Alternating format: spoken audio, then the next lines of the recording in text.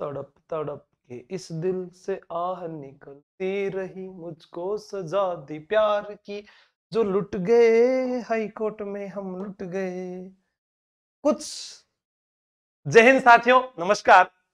कुछ ऐसे ही कुछ कमेंट आप लोगों के एग्जाम के बाद आए थे कि सर, कोई कह रहा था कि हमारा पेपर अच्छा नहीं हुआ, रद्द हो जाए। किसी एक के कारण पेपर को रद्द नहीं किया जाता है।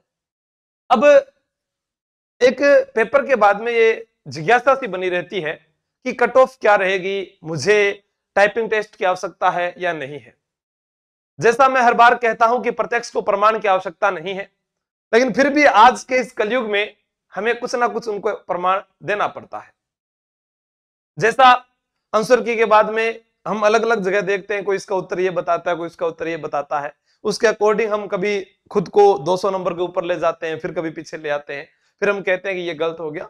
जैसा मैंने टेलीग्राम पर भी हिंदी के कुछ प्रश्नों के प्रमाणिक उत्तर आपको बताए थे। वो किताबें जो है साहित्य ग्रंथ अकादमी की पुस्तकें हैं और उनसे आगे कुछ भी नहीं है। और हम गाइड को पढ़कर अगर किसी उत्तर को सही माने तो ये भी अच्छी बात नहीं है। तो आप लोगों का एक सवाल रहता है कट ऑफ का। मैं हाईकोर्ट एलडीसी में आप लोगों के पेपर के बाद जो 12 मार्च हुआ या 19 मार्च को आपका जो एग्जाम हुआ, उसके आधार पर अपने कुछ बात करते हैं। अब दो प्रकार के यहां पर भी साथी बंधु मिलते हैं। वो ये कहते हैं कि उनका पेपर हार्ड था, हमारा थोड़ा सरल था, नॉर्मलाइजेशन होगा या नहीं होगा, उसमें हमारे 10 नंबर बढ़ जाएंगे। ये सब बात की बातें हैं। कहने का मतलब है कि आपको पता है 300 अंक आपके पेपर में थे, नेगेटिव मार्किंग थी नहीं, नेगेटिव मार्किंग थी नहीं, यानी सारा प्रश्न ही कर आना, सभी प्रश्न करके आने थे। प्रत्येक विद्यार्थी ने पार्ट ए बी सी, जो पढ़ने वाला, देखो जो नहीं पढ़ने वाला, जिसको इंग्लिश ही नहीं आती, वो घर बैठे वो तो चाहे सब में तुक्के मार के आए, लेकिन जो पढ़ने वाला विद्यार्थी है, आप ये मानते हैं 30+ का रेशो उसने हर जगह रखा है।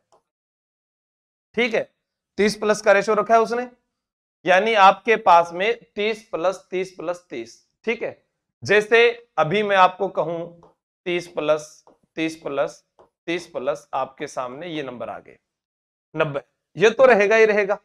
अब इसमें हम देखते हैं ये सामान्य एक औसतन विद्यार्थी का स्कोर है, जो वो पढ़ने वाला था जिसने ये कोशिश की है।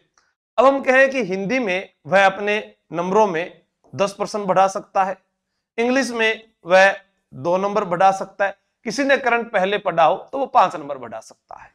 तो 90 ये थे, 10, 100, 105, 105 प्रश्नों तक वह पहुंच गया। अब आप देख लो कितने नंबर हो गए।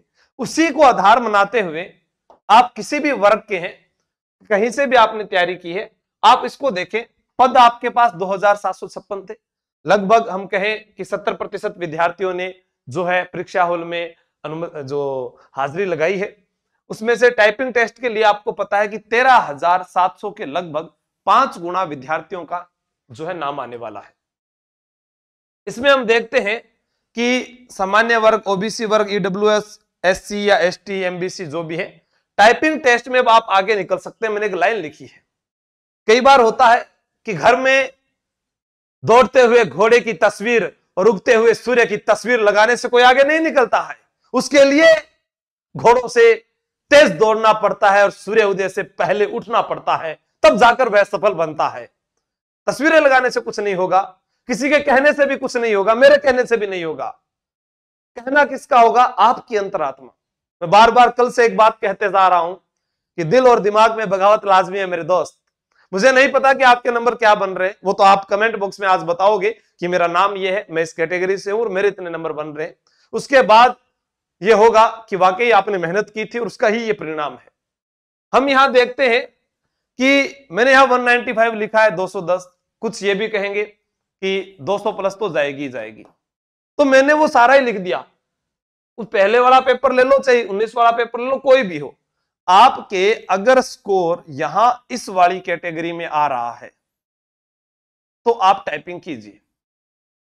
जैसा मैं पुलिस भर्ती के दौरान कहा करता था कि आप दौड़ की तैयारी कीजिए, तब वो कहते थे हमारे नंबर कम आए थे, मेरिट ज्यादा चली गई, हमें दौड़ा दिया।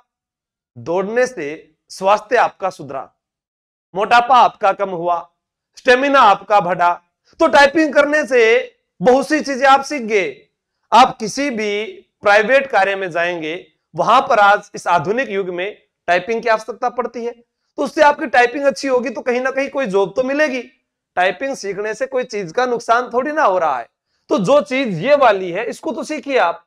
हाईकोर्ट एलडीसी में आपका सिलेक्शन तय है, लेकिन किसी कारणवश नहीं हुआ तो फिर कोई ना कोई प्राइवेट काम करना पड़ेगा। अब सब्जी बेचन शुरू थे रिया, भट्टा पर काम करवा सुबह रिया, तो उसको आज है कि टाइपिंग सीख गया तो आपा खट्टे भी जाके रिज्यूम देंगा कोई प्राइवेट संस्थान में, स्कूल में, कोचिंग में, तो थाने बट काम तो लगा सके है। तो आपा ने सिर्फ ई आधार पर जो आगे ई नंबर पर है वे टाइपिंग की तैयारी करो।